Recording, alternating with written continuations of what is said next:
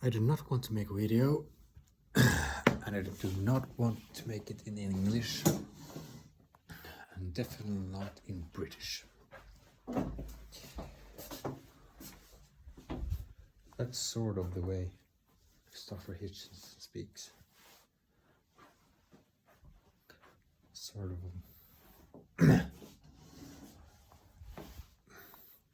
That's sort of his rhetorical. How do you put it? His what's the word for that? Way. That's his melody. That's his. Yeah, right. I don't know how he puts his words. I don't know what's the right way to put it, but but it's true. I do not want to make a video. I don't feel like it. I don't feel like making it in English.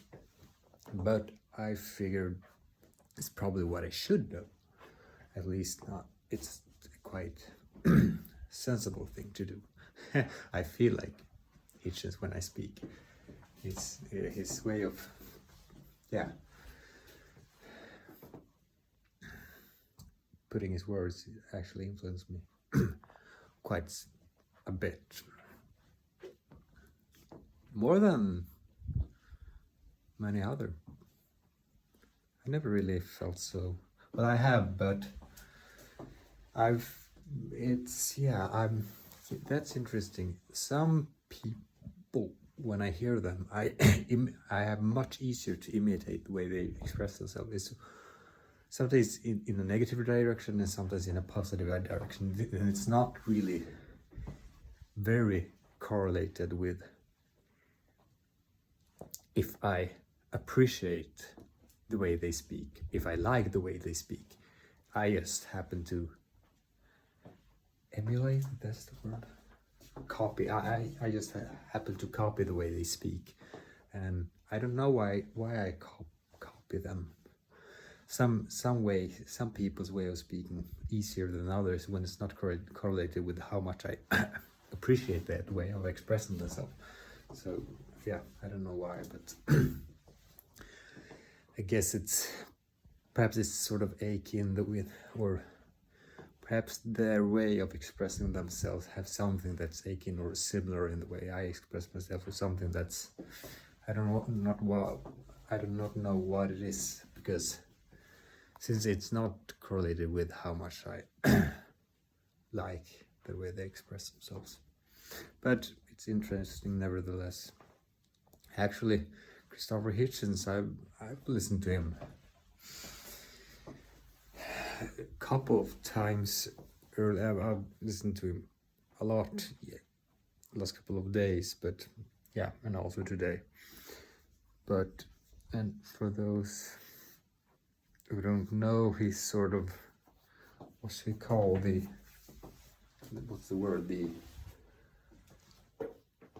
one of the three musketeers of atheism, so to speak, or four, perhaps there were four, I don't remember.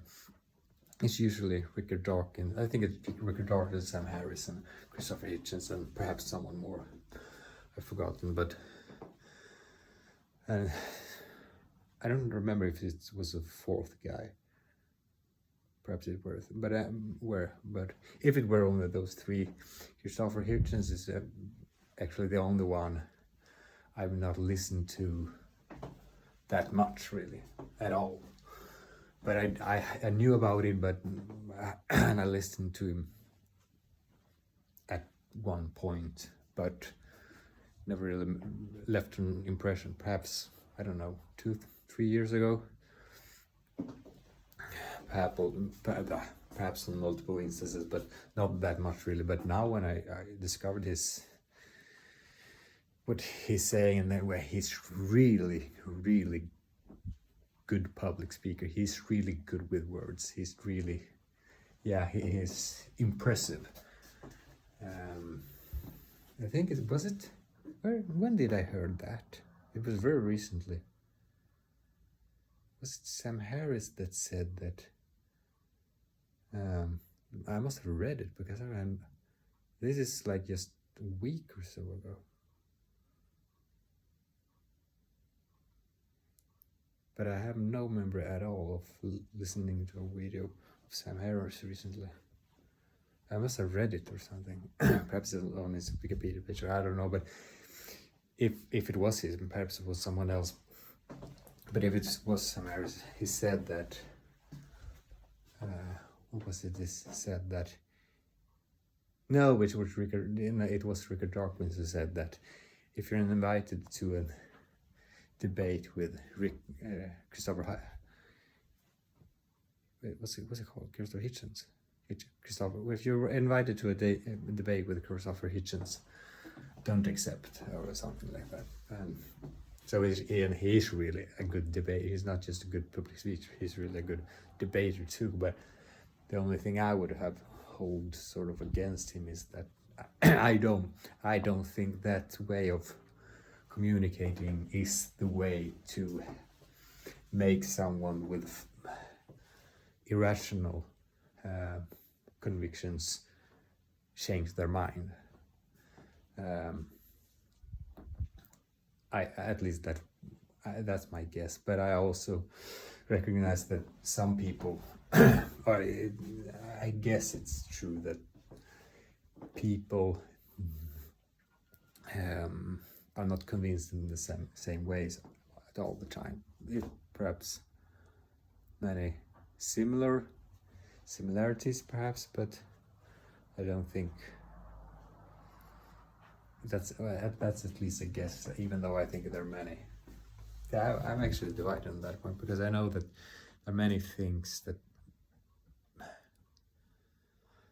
like social biases and so forth, that would be an argument for that everyone is persuaded in the same way, but in the same, it should be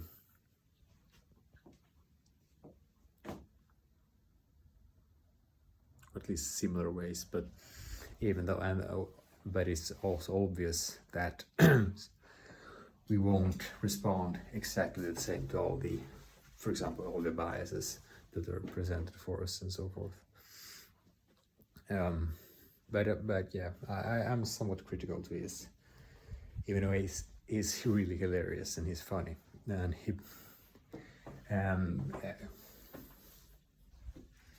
yeah, but so I'm actually quite proud today. I read basically a whole book, not a whole book, but I had read 60 pages last couple of, maybe a week or so, and I figured I would try to read the whole book, 280 pages, and yes, it actually worked. It was quite, not too much, but quite sort of big text, but not that much, not that many pictures and so forth.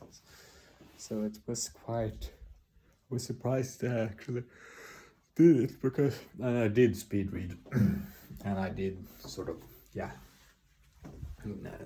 not like probably double speed than if I had just read like normally. So I'm quite surprised actually that it worked, but I figured I could read quite many pages a short amount of time, and I just figured, well, if this is how fast it goes, I might as well just try. So that's fun. But yeah, I have to say, it's obvious that I'm somewhat, my hair is, this is amazing.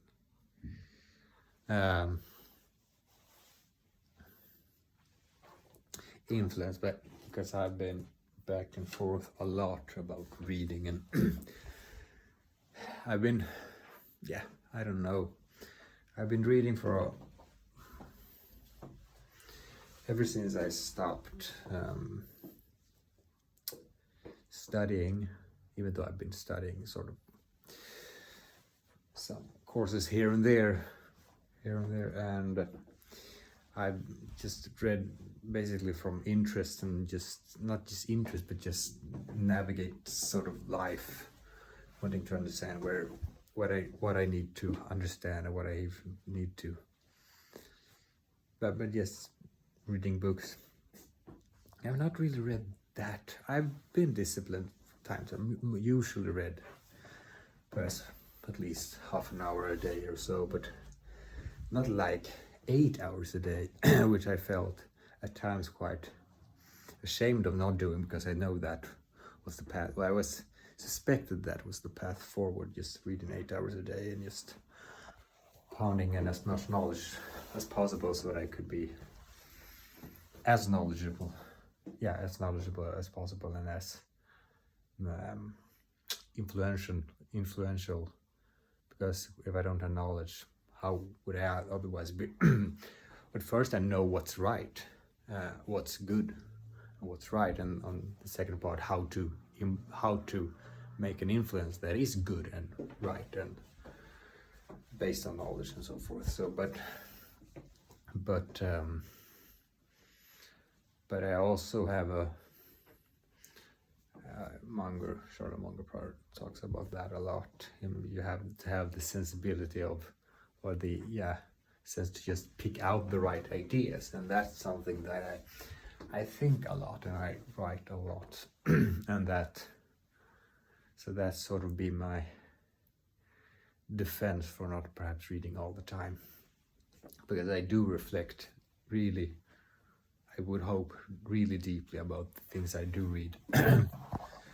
And it's quite, or not actually, extremely, at times extremely selective about what I read. And perhaps that can compensate for not reading 8 hours a day, but I don't know, we all have different ways, and it's internet now, and you have that way of influence your mind, and then I've definitely been like sometimes 18 hours a day just in front of that screen. And if that's valuable knowledge, and if it's valuable content, of course it's molding your brain and your understanding. So I hope I shouldn't be too ashamed of my behavior. Anyway, it's something about Hitchens that's really what's the word? Entertaining. Was riveting. That's the word. It's really riveting. I think that's the word.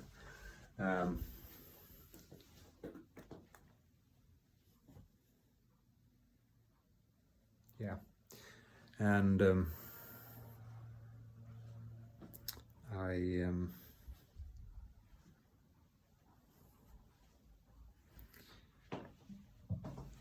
what else?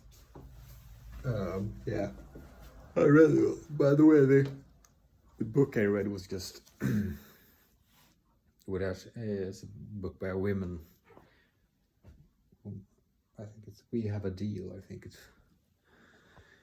basically about negotiating, and I don't perhaps well, it's as if I don't know what I don't know what's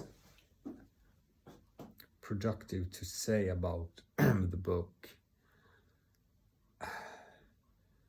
other than I perhaps disagree with the judgment from time to time, but in general I think it's a very good judgment of content anyway, because the content, it really is, I think, good judgment of content by the author, even though I don't, perhaps it's not the judgment as much as the, well, I don't think I have to put it in words, because overall the book is, I think it's good. I think it is.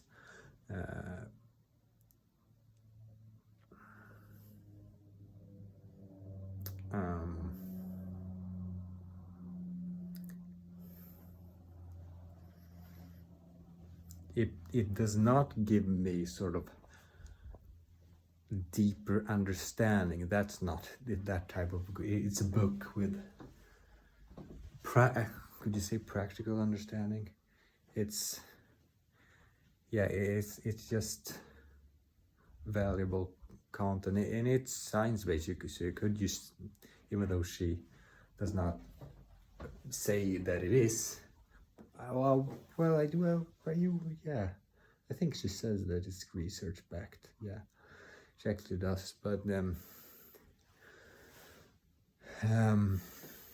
in some way, I don't.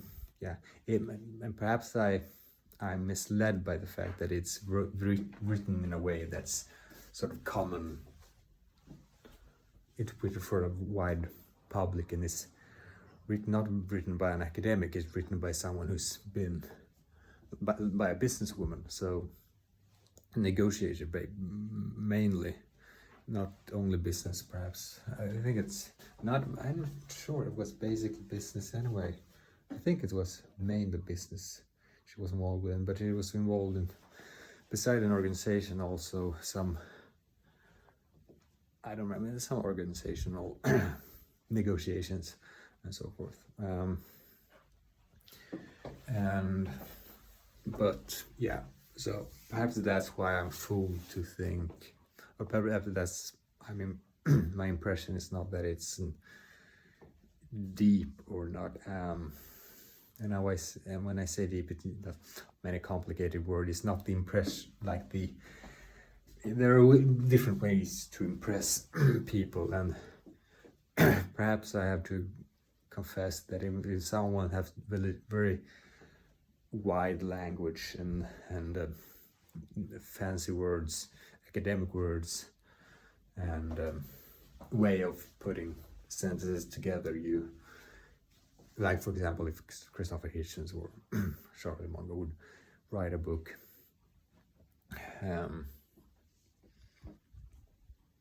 you just get some sort of authoritative respect just because of that.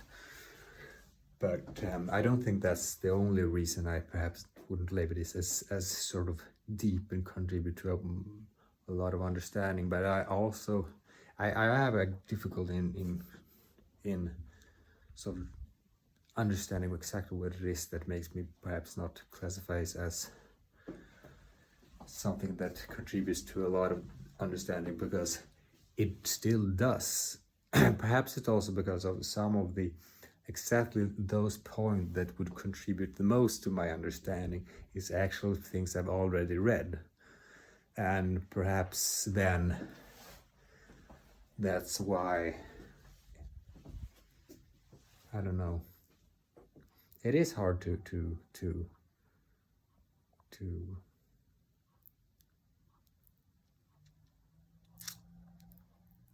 sort out why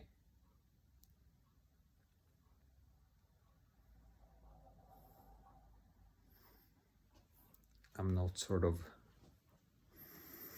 perhaps I have a quite strong crave for sort of what I would sort of call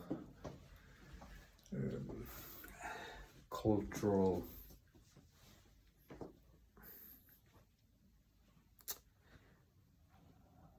like if someone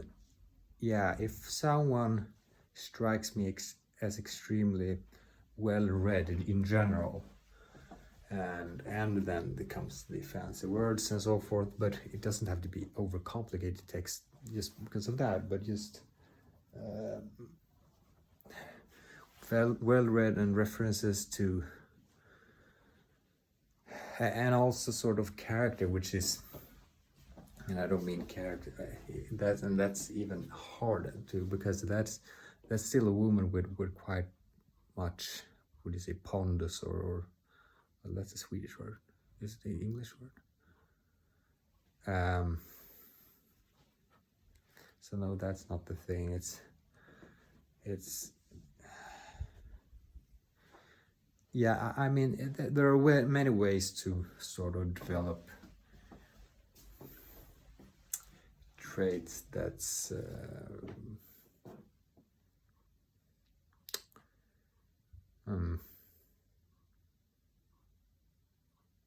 let me just put it this way. This is written by a mainly, I would, to simplify it, businesswoman. And if you're doing business and you're doing that really good and negotiating really good, you do not necessarily always, you're not always deeply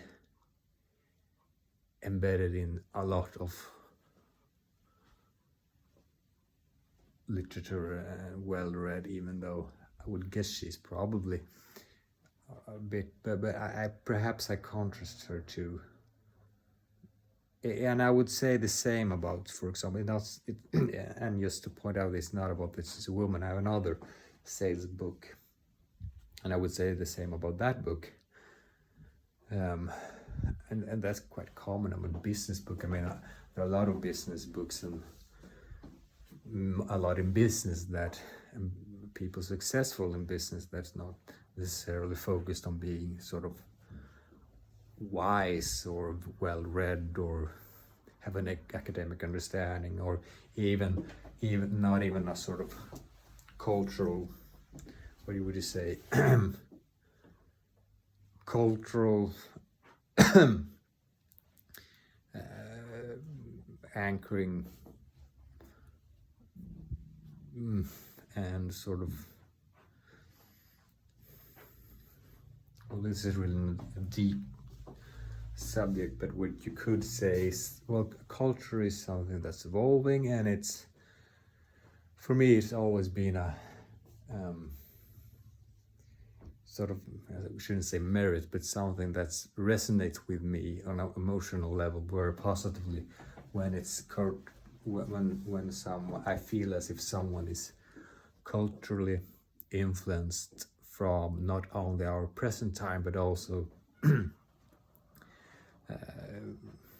from earlier times. It feels as if they're grounded in what's been before.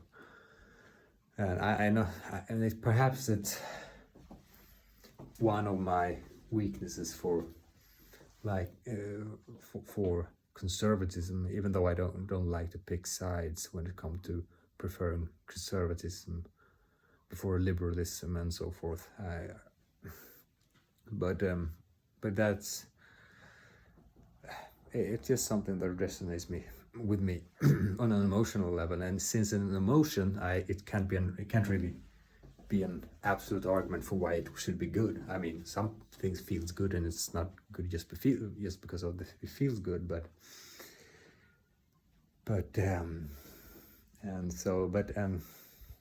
and there are a lot of science in general, even though it's something that's been developed through history and so forth, that it's science. That's the boring part with science, that it's, you can sort of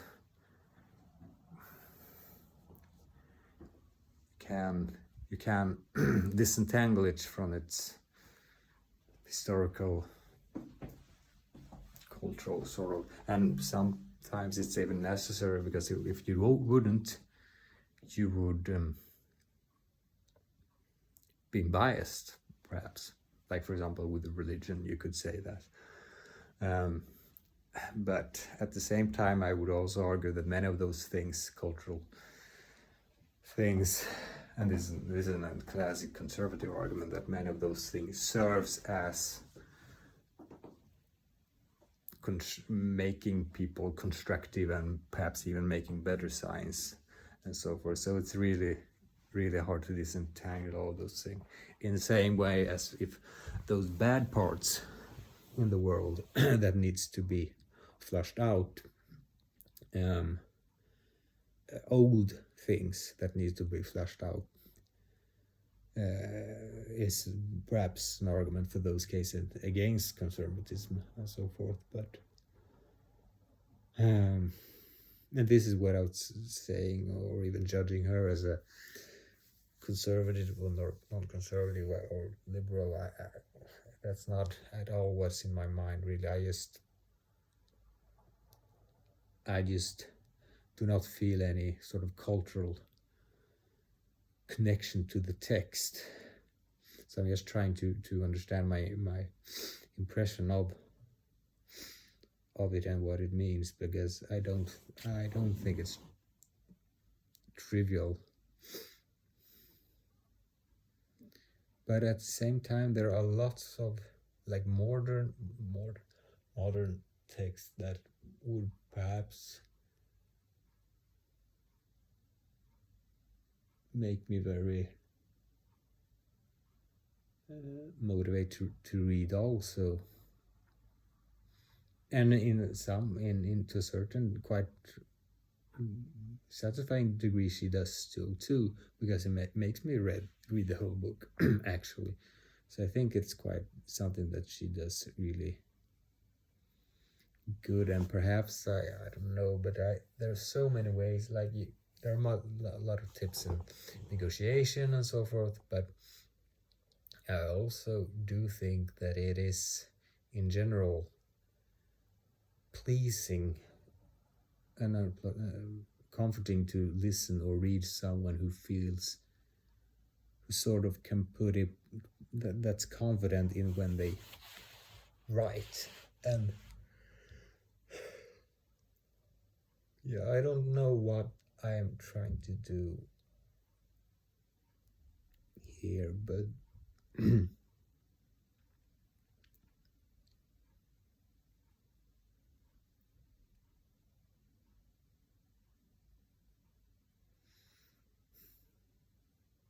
well, in general, if you would take a person in sales or in construction or there are many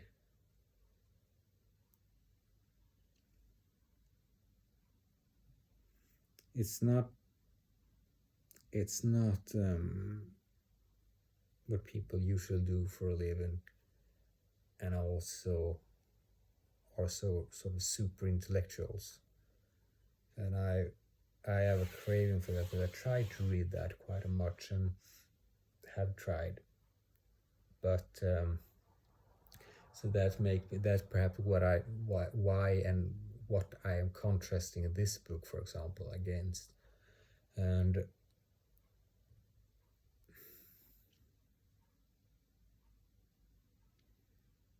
but it in its content, that sounds like a very ways of putting it.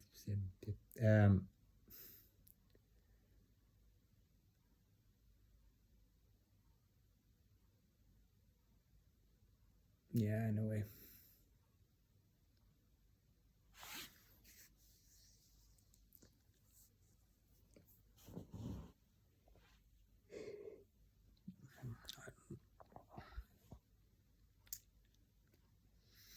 But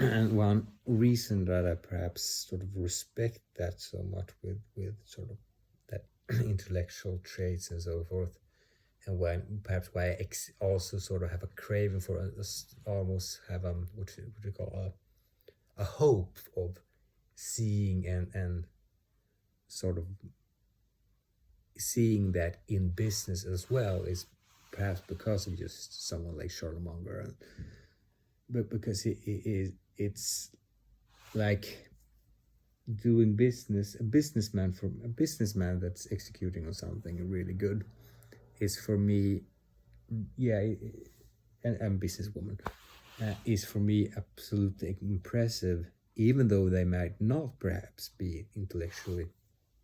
But I could say Rockefeller, even if he is quite much of a conservative character, perhaps, yeah, even in his times, because it was Christian, so deeply Christian believer, but he was perhaps not considered an intellectual person, and I'm not sure that Carnegie, or I mean, should you say, but perhaps they were. I don't know. I'm not really. But yeah. Anyway, my point is that I sort of I seek and want there to be a sort of high correlation between sort of intellectual pursuits and success in business. And that's basically what someone like Charlotte Munger talks about, but not necessarily being just been reading all the literature, like reading Dostoevsky or something like that, or reading, I don't know, what would you say in American context, Thoreau, how do you pronounce it, Thoreau, Henry Thoreau or someone. I mean, like science, even though Munger is talking about the Stoics, or Romans, or Cicero and so forth too, but classics is the word I was reading for. Reading classics is not about reading classics necessarily, because that's usually the picture people get when you say sort of being well read, and because is that what's the point of that? What I mean is basically like science and perhaps even and history, and that's perhaps the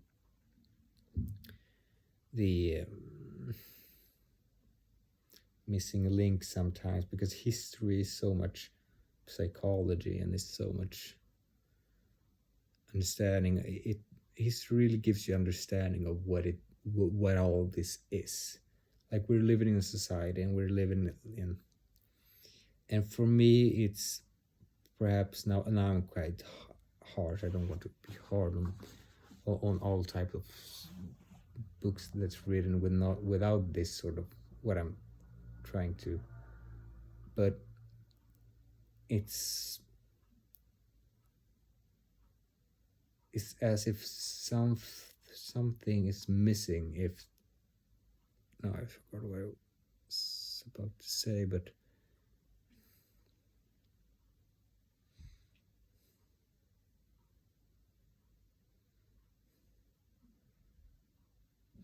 I do believe there's quite a lot to be gained to just read history and science, of course, and somehow I appreciate the correlation of that with business success, and is somewhat, I shouldn't say skeptical, but I'm thinking about success without it, and if that's a good thing. And perhaps it is, because some people are just really good at stuff, and they're contributing to society by their inventions and so forth, and they're not necessarily like so have such a wide base of knowledge.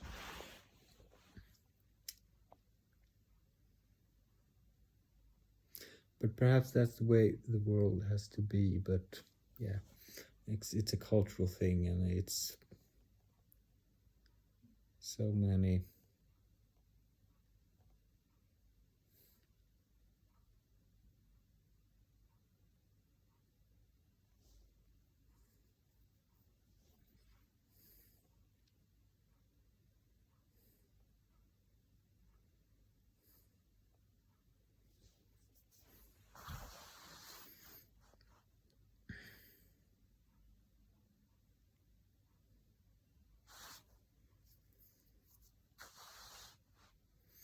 Because I mean, there are many intellectuals in universities and so forth that doesn't have, like, they're not successful in business, and that's the way the world works.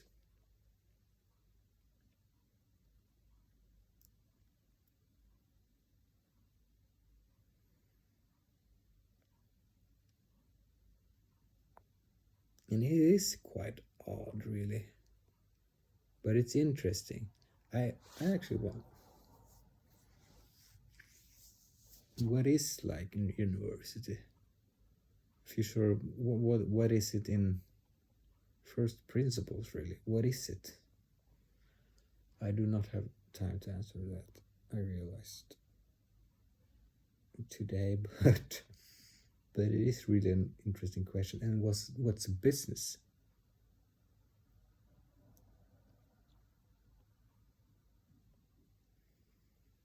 And why is the one? Yeah, I mean, I guess the specialization part is like you can really be really, really extremely successful with a very narrow skill. And it's, yeah, that's specialization. That's how the world works. And it's, perhaps it depends on your mind. I mean, some people have just, like for me, a crave, is obsessed with understanding, deeper understanding. Not all people are that, and some people sort of seek understanding in their what they're specialized in. Everyone is specialized in something. Now, of course, that's what makes them make a living and so forth. But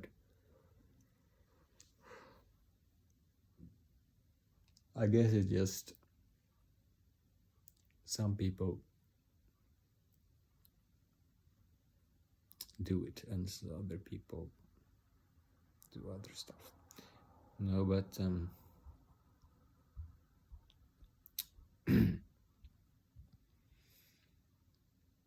but it is interesting. If it's not interesting, if one does not find it interesting, I would not say it's an interesting brain, because it is interesting.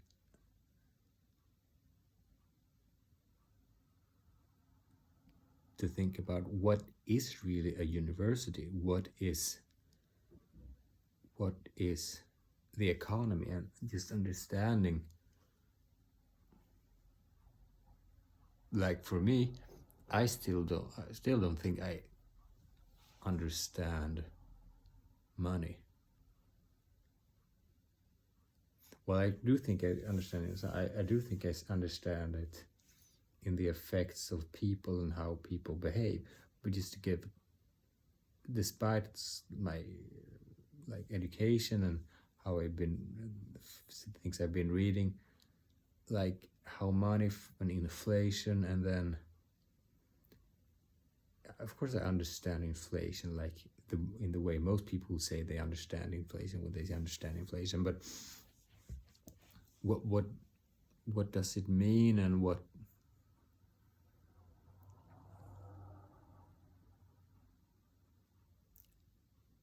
I don't sense as if I have a sort of good overview of what the whole capitalistic system looks like in terms of what money flows and how it just fits together. And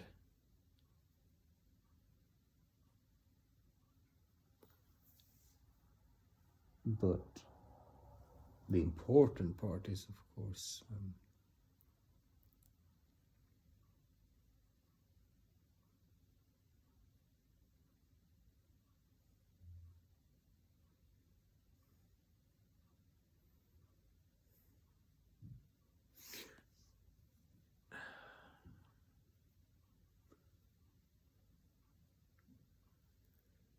and sometimes I doubt that no one has it.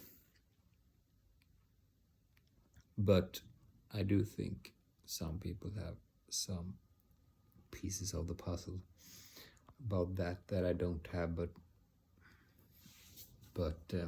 of course that's the way it always is. But I sense that there's a lot. I mean, if it was like the way I understand, like for example, evolution. And actually, there's a lot to support this. I mean, Munger speaks about this in when he talks about economics, and he is often labeled as the king of the soft sciences or something like it, because it's sort of sort of so akin to many of the hard sciences, because it's precise in some ways. You can like count on it. You can count and you can make models and so forth, and use mathematics and so forth. But it's elusive in some sense, that it's really hard to, as well, is some Munger quotes someone who says that the only thing you get out of I don't like, he says something along the lines of, I don't like economics because every result you get is messy and uncertain. And I think that was Max Planck who said that. And that's, Munger quoted him that. And actually he left. And I think he also said that, Max Planck again, that he left economics because it was too hard, sort of. And that was, Munger pointed out, that's one of the most brightest physicists in the world who said that, like at least Einstein level, like Max Planck.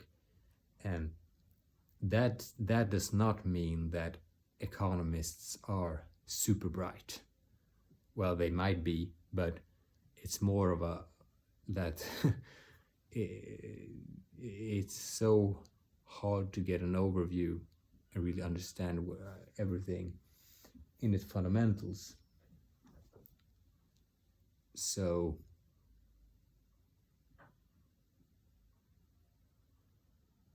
because most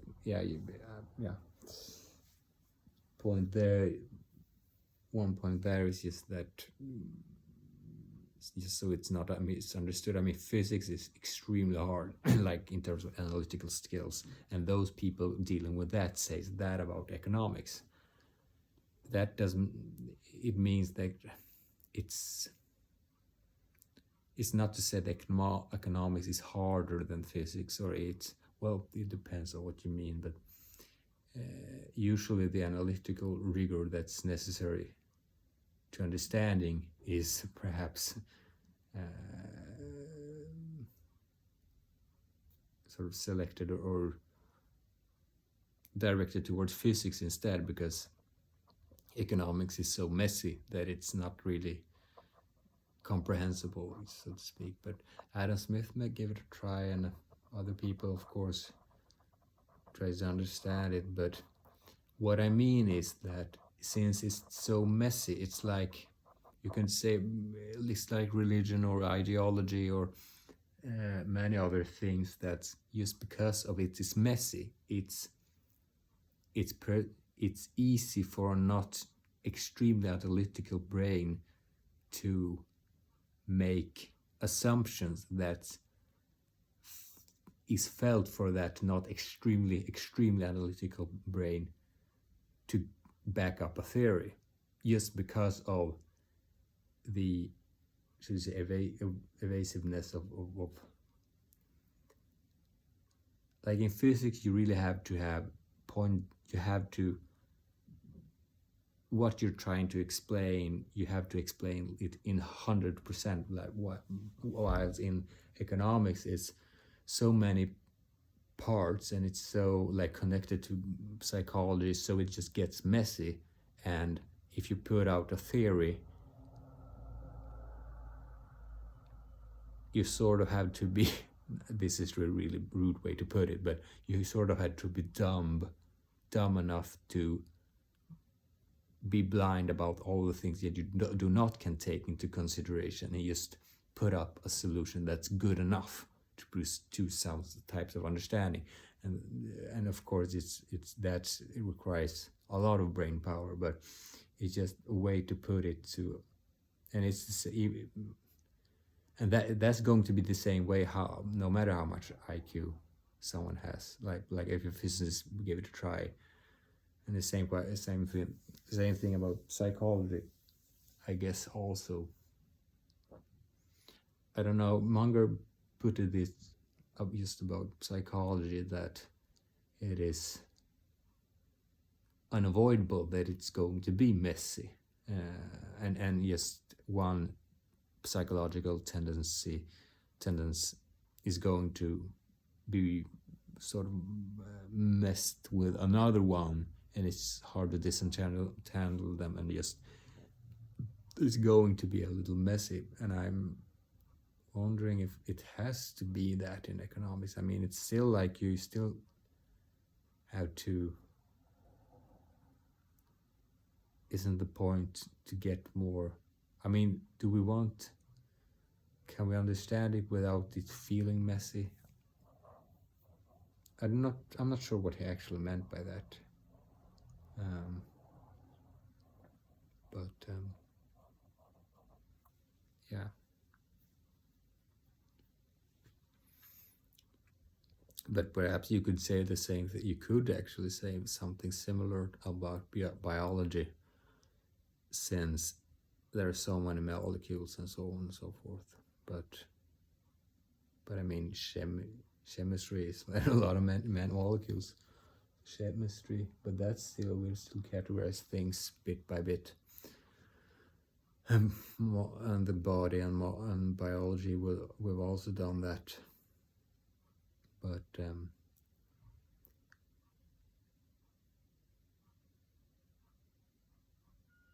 But it's inevitable, I guess, the higher up you get from the hardest sciences to the softest of softest sciences, that it's going to be messy. But I think the challenge is to make it a little messy as possible. I think it's obvious that that's the challenge, but economics, yeah, I still feel as if I want to read more about it, but there's so many. When I do read about it, it's a lot. It's oftentimes I feel as if I'm reading theory that's in the way I just described it. Someone, and this is really rude, but someone dumb enough to be blind about enough of things in the world, in like understanding of money, that they can focus on the things that they choose to think about and just put up a model. It's as if the model don't just capture a so small aspect of the world that it's not even relevant to look at. I could be completely wrong about that, and I do not say that about all things I've read in economics. I mean, there are some things that I think is really, but that's more my sense in, I think, what it's actually does happen in microeconomics too, but it's in both. But, and I don't know if that's a sound way to, it might be is that I don't understand it enough, but there are also things in economics that I value a lot, and especially the insight by Adam Smith and Ricardo and so forth. That is like extremely central and enlightening views, and many economics concepts are an opportunity cost, for example. It's really, but there are also stuff that it sort of, but I have to